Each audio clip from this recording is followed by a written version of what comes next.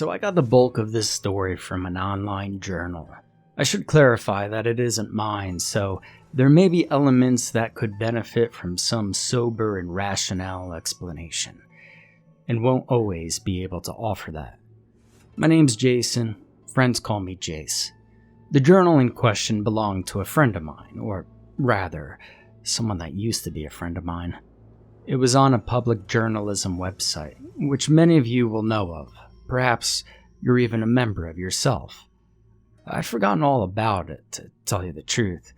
I'd long grown out of blogging my every thought, feeling, and minor achievement and perceived injustice in the world, with the faint hope that the throngs of the internet would find me fascinating. I never deleted my account, however, and with a little thought, I was able to recall my password and log in.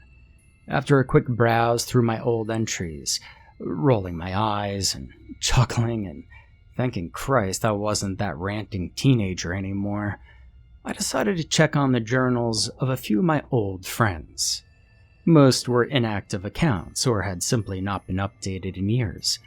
But then, as my gaze skimmed along the list of abstract, comical, and melodramatic blogger names, my eyes fixed on one, which caused my blood to chill in my veins, and a bunch of painful memories to flood my mind, shattering the pleasant nostalgia. P.A. Trickster, 87. Oh my God, Pat. Who I had attended college with, gone on a lad's holiday with, and years before, been tight teenage friends. Pat had grown up in the same smallish town as me. Our parents knew each other. We'd shared a lot over the years. He'd been like a brother to me, and I to him.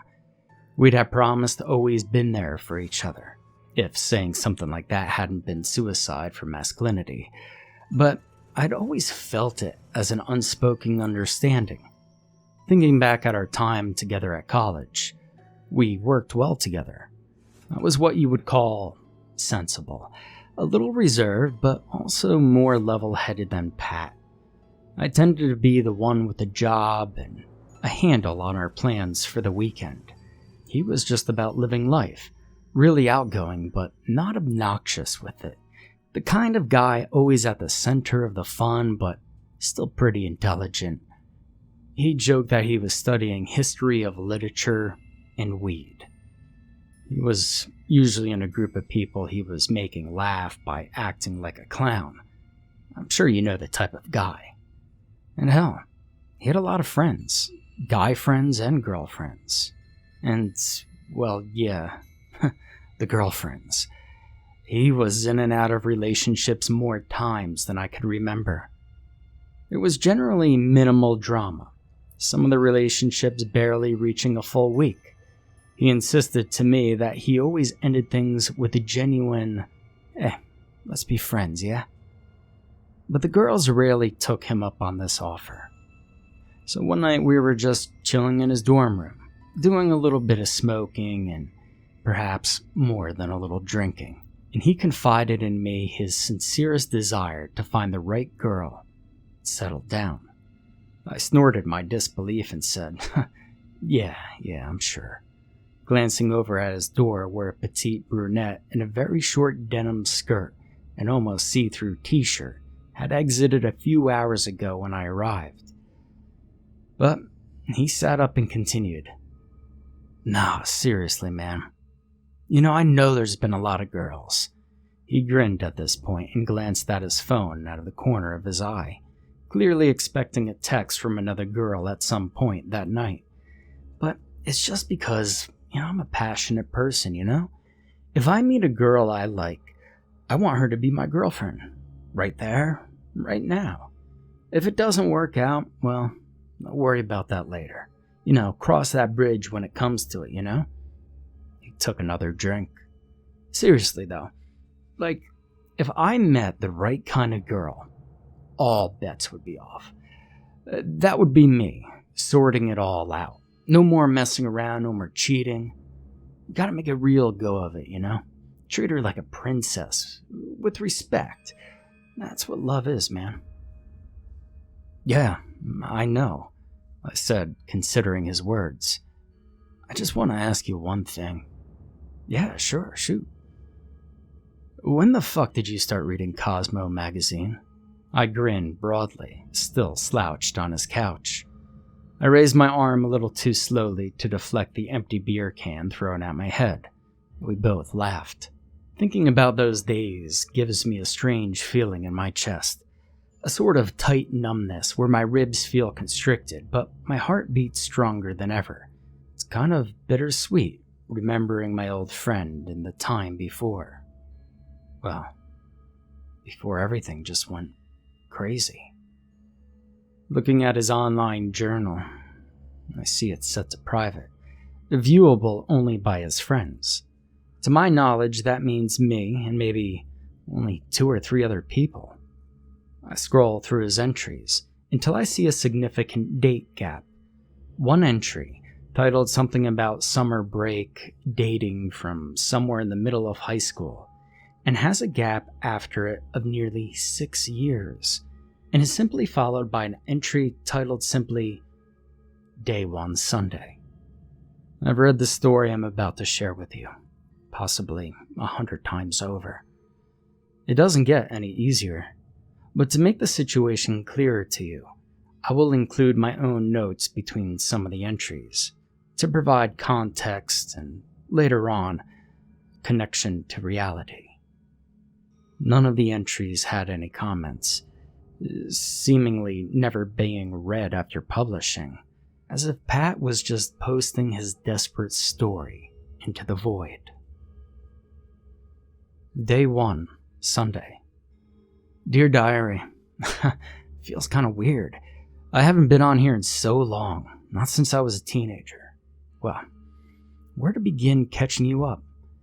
I'm a 20-something, 150-something pound, damn good-looking college struggler. Hey, thank you. It was recommended to me by Dr. Chen that I keep a journal and update it with how I'm feeling day to day. I guess starting on a Sunday seems a bit odd, but this might be an odd journal. Anyway, I got into some trouble recently. Apparently I'm having issues with authority figures and anger management. Yeah, another way to say that is, I don't take any bullshit from anybody. I guess I can just overreact sometimes, but I'm working on it. Now the trouble Pat refers to in this entry is nearly being kicked out of college for smoking weed. We had a fairly sympathetic staff on our campus, but you still couldn't wander around blatantly smoking in broad daylight. Needless to say, there was a confrontation. Pat didn't react well, and there was a rumor that things got violent. It should have resulted in immediate expulsion, removal from campus, and possible jail time. But Pat managed to sweet-talk his way out of that, explaining that he was struggling with the stress of college work and some personal problems, and instead was referred for mandatory counseling. We high-fived about it back then. Day 2, Monday. Hey again. Well, this is day 2 on my path of self-discovery and whatever. I had my second session with Dr. Chen today. She's my counselor, kind of a weird Chinese hippie chick. I think she's in her 50s. She's really small. I feel so tall when I'm in a room with her. Anyway, she's pretty nice, encourages me to talk about my feelings. It still feels weird. I know I can be a bit impatient, and sometimes I just flip out if people push me too far, but Dr. Chen doesn't seem to think that is a problem. She says I need to let the anger out. It's strange. She talks about it like if it were alive, like an animal or something in a cage. In captivity, your anger will writhe and coil, fighting against its bonds, forever seeking release and liberty. There's no good that could come from strangulating it. It is no noble act to deny its freedom. Maybe it'll start to make more sense after a few more sessions. Whatever. I don't have time to write anymore. My plans for tonight. It's gonna get crazy. Now, I never met Dr. Chen. Pat never talked much about his sessions. His appointments were off campus, and as he had his own car, there was never a need to give him a lift, and in doing so, scope out where he was going. All in all, none of his friends seemed to play up much thought. The plans he mentioned were at a house party at a friend of ours. I don't remember much about it. We all got pretty wasted. I do know we both hooked up with some girls that night. For me, it didn't go any further than the next morning, but for Pat, it was different. Day 5, Thursday. Hey, I'm sorry I haven't updated in a couple of days. I haven't been home. I met this girl the other night at this party. I was crazy drunk. She was awesome, though. We've just been hanging out at her apartment. She isn't at any of the local colleges. Well, I was surprised because the party was mostly college students. It's cool, though, as it means none of my friends know her, and so they can't start talking about us. I've had probably more girlfriends than is really okay. I'm not a total asshole or anything, I just find it a little hard to settle, I guess. But Nicole, that's her name, she's great. Amazing, actually. She works in a coffee shop in town. She had to go in yesterday, but instead of going home, I just went in with her and watched her serve customers all day.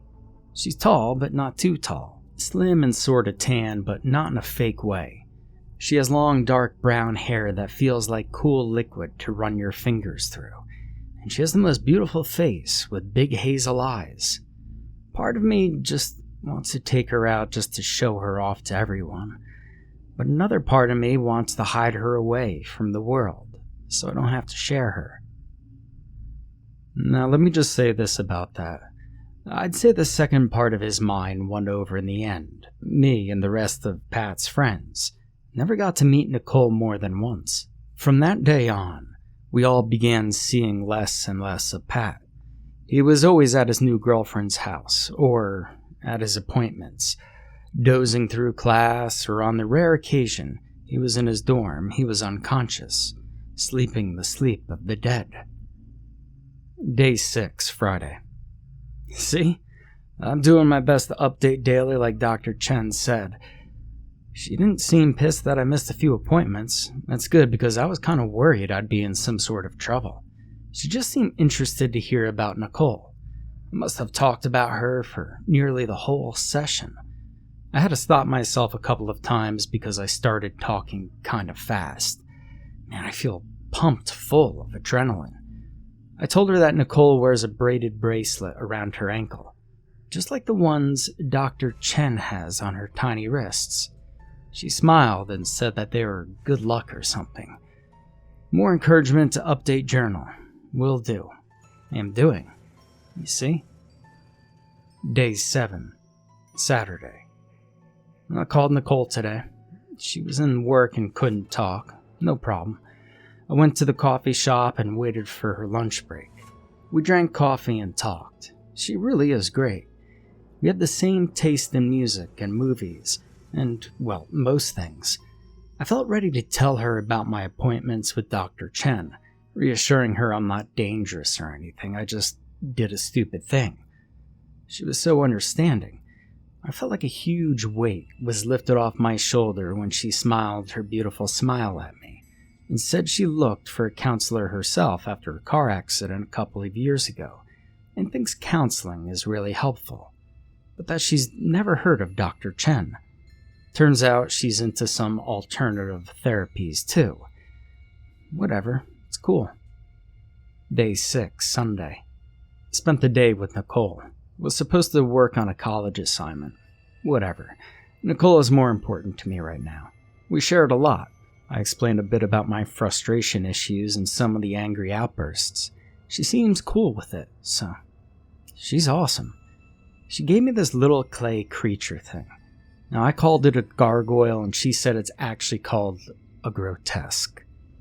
It is an ugly little bastard. But she says it'll protect me if I keep it in my dorm room. She has one too. It's a pale goblin-looking thing made out of cool white stone. It is much creepier. I'm planning to tell Dr. Chen about it. I reckon it'll be right up her street. The hairs on my arms and neck stood up as waves of goose pimples ran through my body when I read this light and cheerful entry. In the really bad days at the end, I remember Pat mumbling to himself about the grotesque. Just the word itself still sends a shiver down my spine. Day 7, Monday. Dr. Chen totally approves of the grotesque. She recommends I keep it in my room, that I talk to it, telling it my worries and what is making me angry. I think it's to give me something to vent at when I'm not calm enough to write in this journal. It sounded pretty hippy-dippy, but when Nicole texted me earlier this evening to say she wasn't feeling well and didn't want to hang out tonight, talking to the little clay creature about how that upset me, and afterwards, I felt oddly better. I wonder if Nicole talks to hers too. Day 8, Tuesday. Nicole still wasn't feeling well today. Reckons it's the start of the flu or something. Didn't meet me for lunch. I decided to go over to her apartment and bring her some food and flu remedies from the pharmacy.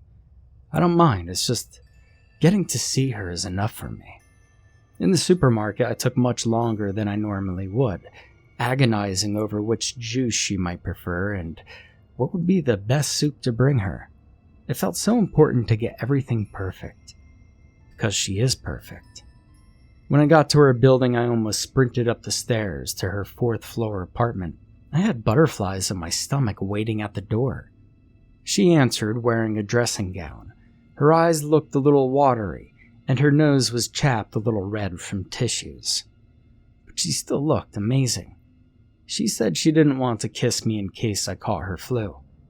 I didn't care if I caught it. I'd catch a plague for her. We watched TV and talked all afternoon into the evening. I asked her if she talked to her grotesque. She does. Day 9, Wednesday. Nicole wanted to spend the day in bed recovering from flu. I spent the day with Jace and our friends Kenny and Chris. Went to the game store, secondhand record store, talked a bit. Wonder when Nicole would be feeling better again. I texted her a couple of times and only got one reply. Hope she's okay. Now, it might not sound like much, but that was the first day in what seemed like ages that I was able to convince Pat to come out with us for more than an hour or so. He didn't talk much, and we all found that strange. He was never normally so quiet, and although he seemed alive with energy, so much of it seemed as though his body twitched with the effort to contain it. Nothing seemed to interest him for more than a couple of seconds. It was like he just didn't care, that there was something preying on his mind, driving him to distraction. We were all worried and told him so, but he shrugged it off. Day 10, Thursday. Nicole is feeling better. I went around there early and we had breakfast together. I offered to cancel my appointment with Dr. Chen this afternoon so that we could spend more time together, but she said she needed to go into work after taking those days off sick. This kind of annoyed me. I'm willing to make sacrifices in my life to put her first, but she doesn't seem willing to do the same. I went to my session. Today, Dr. Chen talked about releasing rage. She said anger was like a poison, and it was better out than in. She explained that people have a misguided view that controlling your anger means you are disciplined. But in actual fact, people who could find the focus of their rage and direct it accurately can channel untapped power beyond anything they've ever done before. See, it's when the anger spills out all over the place that things get messy. That makes sense to me. I had to admit this was not what I was expecting from counseling. Day 11th, 12th, it's Friday night, early Saturday morning. I'm not really in the mood to write an update. Went out tonight with Nicole to a party. Was excited to introduce her to my friends, and everything was fine at first. Jason didn't seem impressed. I thought he'd be supportive of my new relationship. I'm really happy with Nicole. Everyone else said, of course, she was great. In fact, I think a few guys were a little too friendly with her. In fact, I'm sure they were trying to flirt with her. Was she flirting back? I don't know. I had to leave before Jason could notice and rub it in my face. He's just jealous because I found the perfect girl, and he's going to try to pick it apart. You see, he's made fun of me when I told him I felt something really special for Nicole. I can't give him the chance to prove he was right for not taking me seriously. I love Nicole. I honestly have no idea where he got the idea that I would try to pick his relationship apart. I was happy for Pat. A little concerned for him, sure, but Nicole seemed really nice, and I was pleased for them both. He had seemed on edge that night. Didn't drink much, didn't socialize much. Nicole was being friendly, chatting to a bunch of us, guys and girls. I didn't notice her flirt with anyone. But around midnight, he pulled her to one side. I heard them having a hushed but agitated conversation, and they abruptly left. Now it hurts me imagining Pat saw me as someone who would resent his newfound happiness. And it must have been why he was so resistant to the help I tried to offer him later on. Day 13, Sunday. It feels shitty. Last entry was in the early hours of day 12 after that party. Waste of time. My friends are all idiots. I fell asleep as afternoon was approaching and slept the day away at Nicole's apartment. It was wonderful being in bed next to her. She was a bit upset that I had wanted to leave the party early the night before, but I explained that I just wasn't comfortable. She accepted it. She's so understanding. I felt immediately better once we were alone. We lay in bed as we normally do, with me spooning her soft, slim frame, one arm draped around her waist, holding her hand tightly. I feel so safe there, so calm. Day 14, Monday. Met Jason at class today. He didn't meet my eyes. I suddenly felt a stab of guilt for being such a jerk to him the other night, but, I apologized. He said it was cool. I didn't explain everything to him, though, just in case. I had another appointment with Dr. Chen this afternoon. She asked me if I was acting on my anger, but acting appropriately. Said I thought so. She said I must offer kindness to those who deserve it, instead of wasting love on ingrates. When walking in open territory, bother no one. If someone bothers me, ask them to stop. If they do not stop, destroy him.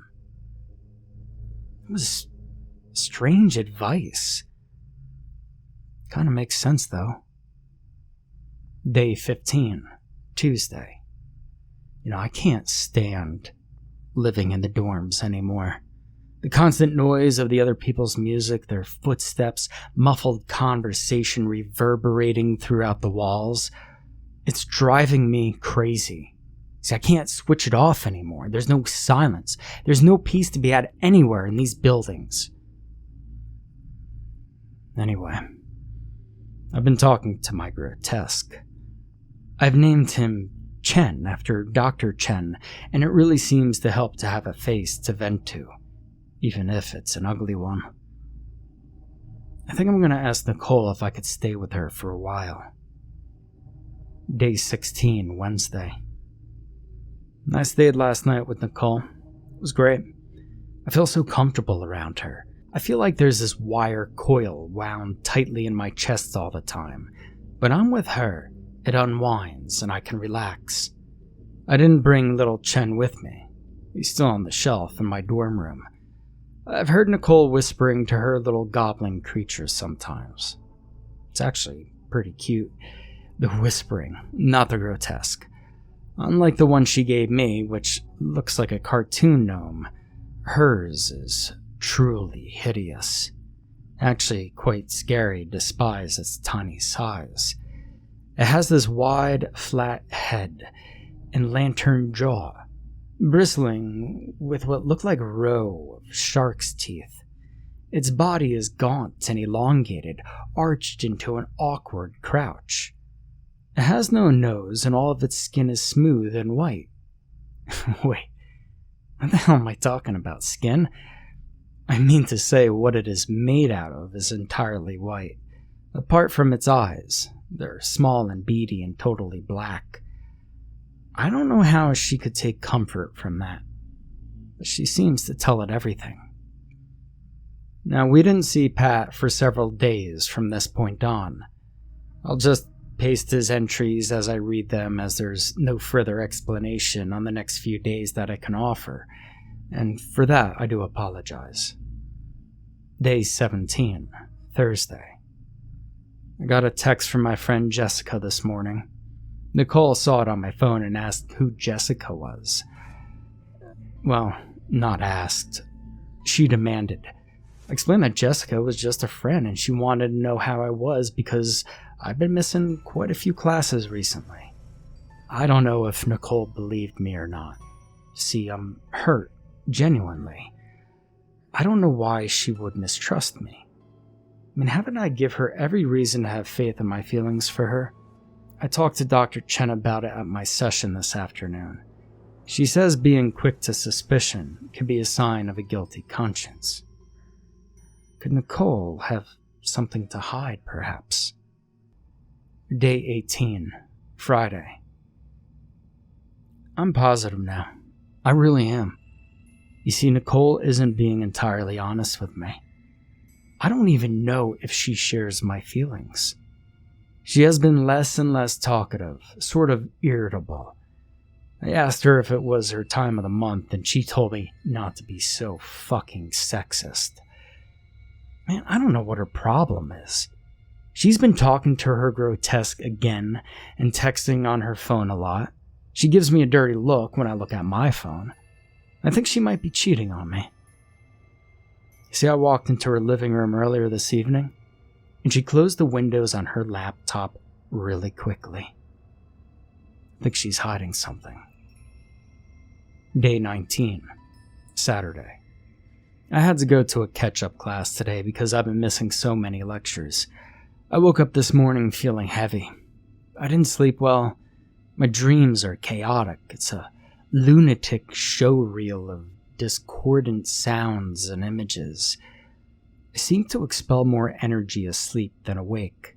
Regardless, I still had to drag my sorry ass into class this afternoon. Nicole went to work. She hardly said goodbye this morning. I'm sure she's cheating on me, maybe with her manager at work. I don't know. But I know she's hiding something from me. Class today was pointless. I didn't absorb anything. I couldn't focus my mind. I mean, is it any wonder? I could hardly hear the lecturer over the sounds of people breathing, whispering, the scratching of pens against paper, the rattling click of keyboards, the humming of the heating system, footsteps in the halls outside of the classroom, the shuffling bodies in their seats, their clothes rustling, and people clearing their throats, sighing. I swear, I could practically hear their hearts beating. My head hurts. Anyway, walking back to Nicole's apartment in the early evening, I felt like the shadows lengthened faster than normal for this time of year, as if they were reaching out to touch me as I hurried along the quiet streets. I didn't see anyone around, but I felt watched. I'm starting to wish she lived near the college, at least a busier side of town. She still isn't home. She should have finished work over an hour ago. I don't know what she's up to. Day 20, Sunday. You know, I'm at the end of my chain with Nicole. When I confronted her last night about where she had been for hours after work, she just brushed my question aside, as if it didn't matter. When I pushed the issue, she snapped at me. Said she had gone to a bar called Catalan with a friend after work. Said she was tired of me always wanting to stay in on the weekends, not letting her have any fun. I asked her, what friend? Guy friend? And she said, so what if it was? I don't get her. I don't. I mean, why is she acting like this? I've done everything I can for her, and now she's treating me like I don't even matter. Doesn't she understand? The only reason I don't want to go out anymore is because I want to protect her. To be alone with her? Because I love her? Anyway, she refused to discuss things any further. She went to bed without me. That's what she does when she wants to end a discussion, just goes to bed, ignores me if I follow her, and keep talking. I just don't know what to do. So, I followed her to work today. I know she only went in on a Sunday to avoid me. I sat in my car across the street from the coffee shop all damn day. Nicole seemed so casual, bright, and carefree. I could tell she wasn't even thinking about our fight last night. When her manager came out around lunchtime, she was all smiles. He was leaning over her shoulder as she was writing something behind the register. He was way too close, and she seemed so comfortable with it. That settles it. I know she's fucking him. Day 21, Monday. I didn't go to my appointment with Dr. Chen today. She never calls if I don't show up. It's like it doesn't make a difference. I don't even know why I'm still writing in this journal. But weirdly, it does seem to help clear my mind. I could get things straight when I write them down. I feel like my brain is full of static right now. After seeing Nicole cozying up to that guy yesterday, I decided to follow her after work in my car. The coffee shop closed at the usual time. Sure enough, she left with him. They got a cab to the bar Nicole had mentioned the other night, the Catalan. Looked like a cheap tapas and beers place. A lot of tacky red lights around the entrance. I didn't follow them inside, I just sat in my car and stared at those bright red lights. Even through the glass of my car windows, I felt as though I could almost hear, even feel the buzzing of the electrical fuses inside those crimson bulbs. The vivid, constant brilliance of those red lights seared into my mind, mocking me with the knowledge that just past their glow was the woman I loved and another man, doing God knows what in that tacky low-rent bar. I could feel my heart thumping in my chest, my breathing becoming raspy. I gripped the steering wheel so tight, my knuckles went white. The buzz of the electric light was drowned out now, as I could hear my pulse pounding in my inner ears. I was aware of all these things clearly enough to consciously take note of them in my mind, but I didn't seem able to snap out of it. See, I felt sick with anger, jealousy, betrayal. I wanted to know how she could do this, what I had done to deserve this kind of treatment, but at the same time, I didn't care to hear any explanation, any empty apologies. I wanted her to know how much she was hurting me. And I don't remember much after that. I think I must have driven back to Nicole's apartment and slept on the couch. That's where I woke up. After a quick glance into the dark, still bedroom, I saw that she had come home and gone to bed without me. Again. It was then that I realized I wasn't wearing the same jeans and shirt I had on yesterday. It changed at some point last night. I also had a headache and my mouth tasted gross, but I couldn't remember what I'd done when I got back to the apartment. Checking the kitchen, though, sure enough, there was an almost empty bottle of Jameson's on the counter, and in the washing machine were my clothes from the previous night, still wet from washing. I then had a terrible thought. Had I been so jealous of what I'd seen last night that I decided to go out myself, get drunk and cheat on Nicole?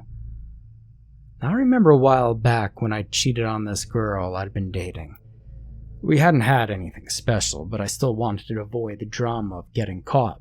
So I washed all my clothes from the previous night before she came over, to guarantee that there'd be no lipstick marks or telltale smells of perfume on my clothes from the other chick.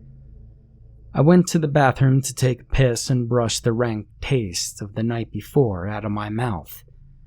I glanced in the mirror over the sink and noticed a few red marks on my cheek and neck. Oh, fuck. I must have hooked up with some chick. I have entirely no memory of who, though. The marks were a bright crimson red, a color way too slutty to be Nicole's lipstick. They reminded me of the glow of red lights outside a bar Catalan.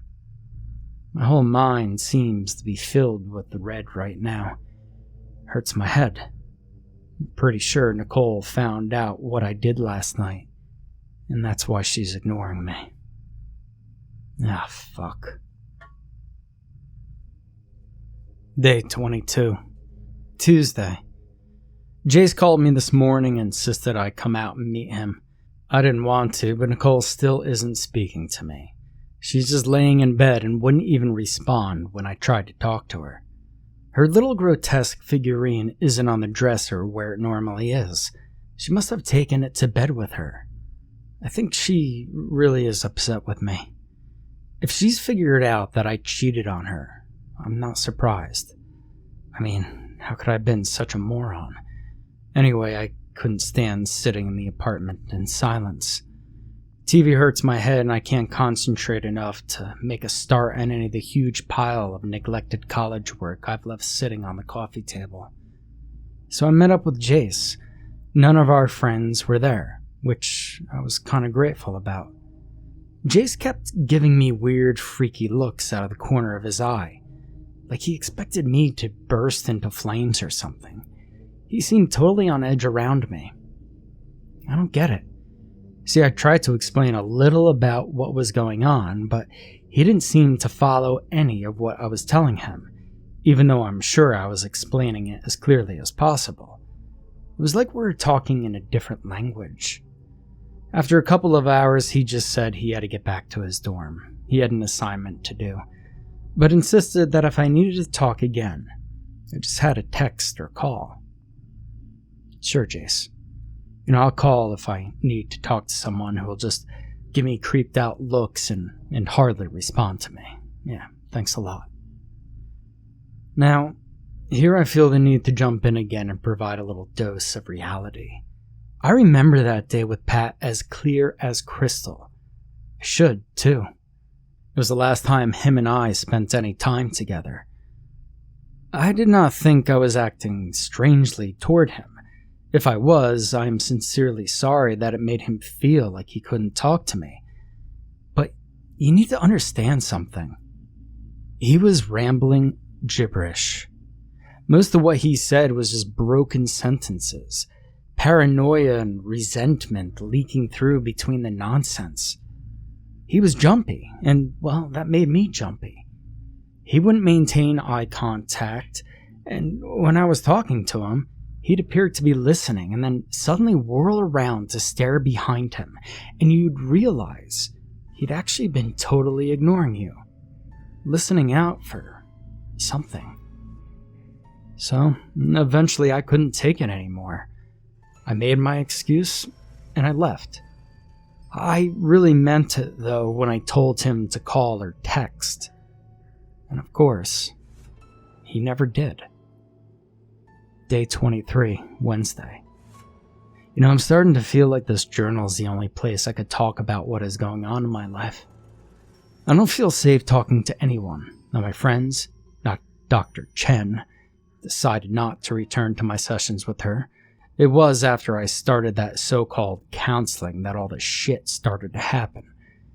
She hasn't been in touch since I stopped attending either, and I've realized I don't even have a phone number for her. Whatever. Nicole, well, she still won't say a damn word to me. I think she's depressed. She hasn't gotten out of the bed the whole time I've been there. I went out for a walk earlier to try and clear my head. Just a brief one, though, as the streets around here seem shadier than normal to me. She must have gotten up while I was out, and then gone back to bed. I feel so alone, and yet somehow watched. The shadows in the apartment seem darker than is natural, and I've begun to dread sunset. Daylight seems to be my only friend. As soon as night comes, I have to rely on the electric light. I'm tortured by the buzzing of the fuses, and I swear the lights dim and flicker. Creates more shadows than is necessary, and not just in shades of gray. As I sit here and I write this, I am convinced that just out of the corner of my eye, there in a darkness that is much too dark, blacker than anything found in nature, the kind of pitch that comes from a shadow concealing something. I know that if I stare directly into it, my eyes will eventually focus, revealing nothing. But for some reason, I cannot force myself to turn and look. I'm frozen, because if I do turn, I will have shown fear. And whatever is watching me, wherever it is, will know I'm scared. Day 25, Friday. Started watching me during the day now. I can't even sleep on the couch with the blinds drawn and sunlight pouring into the living room. I'm still watched. Nicole acts as though I don't exist, just laying in bed, not responding to anything I say. I pace her apartment, trying to relieve some of the frustration and anxiety I'm beginning to feel crushed beneath. It's the guilt, the confusion, the fear. I know she knows what I did, and I know she told that fucking grotesque creature. I don't know where it is. It's still missing from its spot on the dresser. I could see most of the bedside table from the bedroom door, even in the half light, and it isn't there either, and I'm beginning to feel convinced that is the presence I could sense watching me, following me with its dreadful, beady eyes. I could see, or perhaps feel, the outline of its hideous, deformed features in the shadows, the corners of every room, its bony, contorted form disappearing just behind a turn in the corridor, or evaporating from view in the crack of a door left ajar. It's always there. Always gone as soon as I could get it within my line of sight. And although the figurine is only a few inches high, I swear, it's growing. It's feeding on my fear. See, I could smell it too. This foul odor has begun to gradually taint the whole apartment. It's trying to drive me insane with anxiety and exhaustion, and it's punishing me for hurting Nicole. Day 26, Saturday. I cried today. Cried the agonized, hysterical tears of despair. Nicole will not talk to me, but I cannot bring myself to approach her in bed, to demand a response, to shake her violently until she looks at me. I'm too ashamed, I'm too crippled with my own self-loathing, that I'm the only one who, through my selfish actions, pushed her into a desperation so deep she cannot move from her bed. And I still haven't slept. I barely closed my eyes for more than a fraction of a second. And I cannot afford to let my guard down, because I think it's getting closer. The grotesque has grown overnight. Yesterday was just a flicker, a silhouette, never taller than the natural extended shadow of the figurine. It would sneak behind corners and watch me with its empty black eyes, its rancid, sweet stink wafting in and filling my nostrils and burning my throat. Today its smell is filling the apartment, but I did not see it all day. I stayed in the sunlight, the rays warming my skin and banishing excess shadows, but not calming me. I haven't eaten in several days, haven't been able to eat. It's making me weak. While in the comparative safety of the sunlight, I went into the kitchen and tried to eat a sandwich. It tasted hardly of anything. Swallowing was difficult. The muscles of my throat didn't seem to want to cooperate. And after gulping down a glass of water to try and flush the food into my stomach, I was overcome with sickness. I sprinted to the bathroom and dropped to my knees, hugging the cold porcelain bowl. The rough chunks of my only meal for 3 days, forcing their way back up my gullet. The water I had drank still cold as it flooded my mouth and splashed into the toilet. After spitting a couple of times and clearing my throat, I shakily got back to my feet. I turned on the cold water in the sink and washed my face. As I straightened up, looking into the bathroom mirror, I felt my heart lurch in my chest. I blinked and it was gone, but there's no denying that for a sliver of a fraction of a second, there was the figure of the Grotesque behind me, just outside the bathroom door. Its crooked form stood taller than any human now, long limbs and pallid body crouching almost double under the confines of the apartment's ceiling, its low-slung jaw gaping wide, revealing the vicious, jagged teeth of no earthly creature, its cavernous mouth like a black hole into oblivion, waiting to swallow all living things.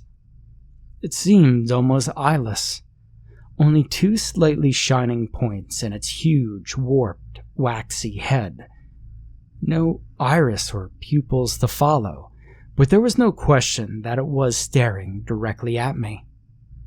Before my brain could comprehend the instinctive terror of the prey searing through my body, like shards of ice peering outward from my heart, it was gone again. I stood there, motionless, breathless for what seemed like an eternity, before I had the courage to peer, trembling, into the corridor to see nothing. But the smell of it is overpowering now. I could hardly breathe, but I still tried to beg for forgiveness from Nicole, in the hope that she would call the thing off. I approached her bedside. It was so dark. I reached my hand out to hold hers, and all I felt was the cold, moist skin of the Grotesque under my fingers, and I ran from the room feeling the shadows writhe around me. I knew that to try and leave would only anger the thing more. Please, God, help me. Protect me from the vengeance of this creature. I'm so sorry for what I have done. Don't let it punish me any further. Day 26, Saturday. I concede. I'm a wreck, I'm broken. The Grotesque has won, and rightfully so. Nicole told me that she told it everything, that it would protect her, as seeing the inside of me.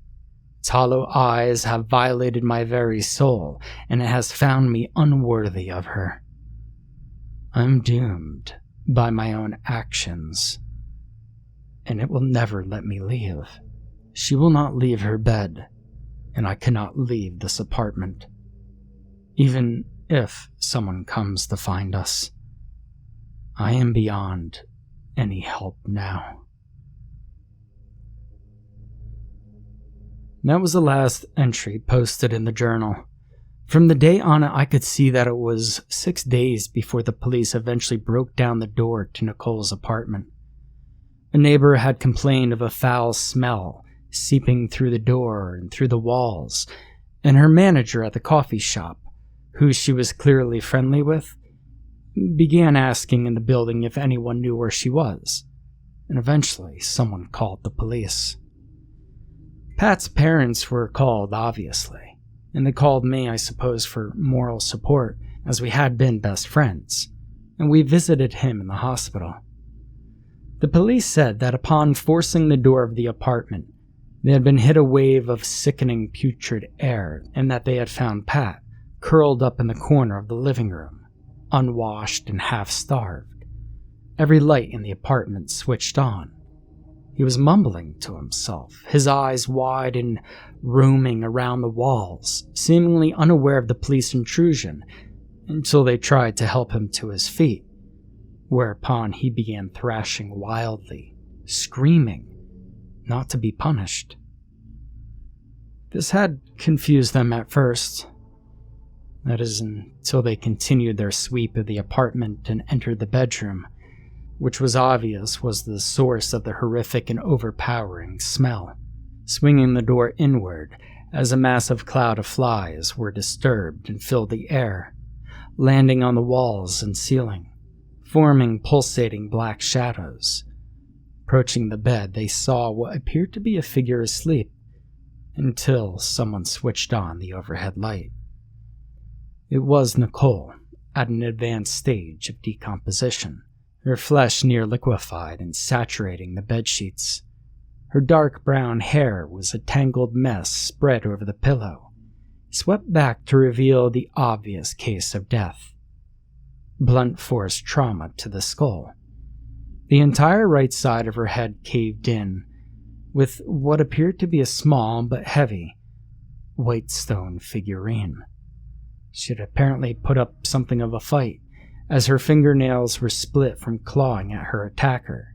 The cream-colored wallpaper was stained to brownish red with huge splatter marks of now crumbling, congealed blood, as she had obviously been struck several times with the ornament.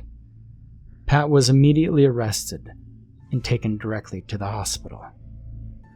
I felt utterly useless, sitting in that uncomfortable plastic chair under the fluorescent hospital lighting, looking at the figure strapped to the bed.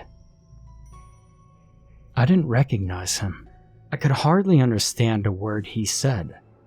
I picked out red and grotesque, but that was about it. I wasn't going to be any help to his parents or the police, and I told them everything I could. But I don't think it amounted to much. Someone had tried to find the contact details of Dr. Chen I informed them Pat had been seeing, but there was no listed phone number, and nobody could find any records of a counselor or a therapist locally under that name. She seemed to have disappeared, if she even ever existed in the first place. And since nobody ever saw her, it now seems entirely possible she was just a figment of what was turning out to be Pat's very fractured mind. As far as anyone could tell, Pat had gone insane with jealousy, bludgeoned Nicole to death that night after she got home from the bar. Whether he was already drunk when he killed her was up for debate, but he had certainly gotten drunk, either before or afterward, proceeded to wash his blood-stained clothes, and cut off all contact with the outside world, convincing himself she was just sleeping. Even now, he didn't seem to be aware of what he had done, concerned more about being pursued by some creature. Now, initially, police and doctors had assumed his impassioned pleas not to be punished were directed at the authorities in relation to his crime. But it's only now that I've begun to hear them, echoing in my head, in an entirely different context. The press obviously got wind of the bizarre nature of the incident, and by the second night Pat was under observation, there were a couple of reporters loitering in the hospital lobby. I had ducked by them quickly, but glancing back I saw that Pat's parents weren't as quick and had been cornered. I felt a painful lump in my throat as I saw their faces, twisted in confusion and grief, as they were bombarded with questions. I began to walk back, trying to offer some kind of distraction to the reporters so that perhaps Pat's mom and dad could slip away unnoticed. "Is it true he smashed your head in with a gargoyle?" crudely demanded one of the reporters, pushing forward a recorder. "No," I interrupted before Pat's father had the chance to tell the reporter to fuck off, or even take a deserving swipe at the man's head. I think it's called a grotesque.